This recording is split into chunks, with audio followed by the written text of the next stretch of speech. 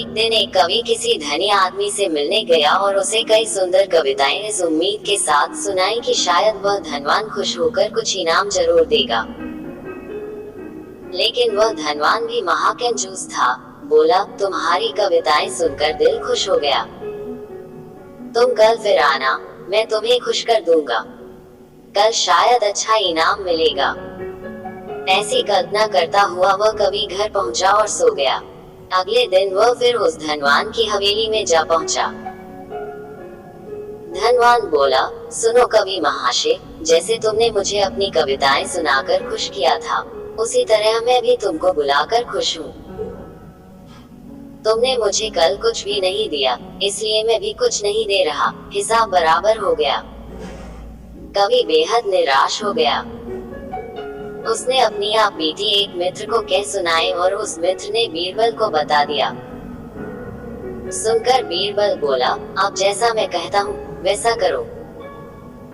तुम उस धनवान से मित्रता करके उसे खाने पर अपने घर बुलाओ। हाँ, अपने कवि मित्र को भी बुलाना मत भूलना। मैं तो खैर वहाँ मौजूद रहूंगा ही। कुछ दिनों बाद बीरबल की योजनानुसार कवि के मित्र के घर दोपहर को भोज का कार्यक्रम तय हो गया। नियत समय पर वह धनवान भी आ पहुंचा। उस समय बीरबल, कवि और कुछ अन्य मित्र बातचीत में मशगूल थे। समय गुजरता जा रहा था लेकिन खाने पीने का कहीं कोई नामो निशान न था। वे लोग पहले की तरह बातचीत में व्यस्त थे। धनवान की बेचैनी बढ़ती जा रही थी। जब उससे रहा न गया तो बोल ही पड़ा, भोजन का समय तो कब का हो चुका। क्या हम यहाँ खाने पर नहीं आए हैं? खाना? कैसा खाना? बीरबल ने पूछा। धनवान को अब गुस्सा आ गया। क्या मतलब है तुम्हारा? क्या तुमने मुझे यहाँ खाने पर नहीं बुलाया है? खाने का कोई निमंत्रण नहीं था। यह तो आपको खुश करने के लिए खाने पर आने को कहा गया था। जवाब बीरबल ने दिया। धनवान का पारा 7वें आसमान पर चढ़ गया।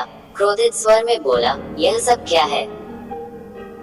इस तरह किसी इज्जतदार आदमी को बेइज्जत करना ठीक है क्या?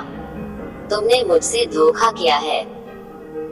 अब बीरबल हंसता हुआ बोला, यदि मैं कहूँ कि इसमें कुछ भी गलत नहीं तो तुमने इस कवि से यही कहकर धोखा किया था ना कि कल आना, सो मैंने भी कुछ ऐसा ही किया।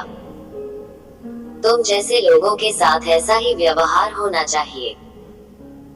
धनवान को अब अपनी गलती का आभास हुआ और उसने कवि को अच्छा इनाम देकर वहां से विदा ली। वहां मौजूद सभी बीरबल को प्रशंसा भरी नजरों से देखने लगे। नमस्ते, आदाब और सलाम। हेलो दोस्तों, कैसे हैं आप लोग? आशा करता हूँ आप लोग बहुत सही होंगे। ये कहानी कैसी लगी आप लोगों को? अच्छी लगी है तो लाइक शेयर जरूर करें और जो भी कमियां हैं हमें कमेंट बॉक्स